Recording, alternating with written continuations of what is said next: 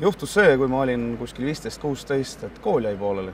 Ja ega sellel ajal uljus oli peas, ega ei mõelnud ju sellel ajal mingisuguse lõpetamise peale ka rohkem. See kukkumine oli päris ränk ja päris kiire. Läksid aastad, sai hunt kriimsima kombel need 9 ametid kõik ära proovitud.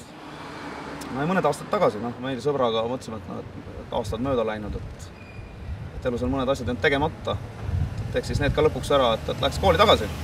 Juba põhikooli minnes oli see päris selge, et kui ma selle tee ette võtsin, siis ma ennem seda pooleli ei jäta, kui ma olen sellest uksest sees siin. Õnneks on see õnnestunud. Üks asi, mis kimbutab praegu selliseid õppimise pooleli jätjaid, on see, et on informatsiooni puudus ja julgus seda esimest sammu astuda. Kui sa selle esimese sammu ära astud, kui sa astud tõesti kuskilt täiskasvanute gümnaasiumi uksest või kust iganes sisse, siis on neid aitajaid seal päris palju.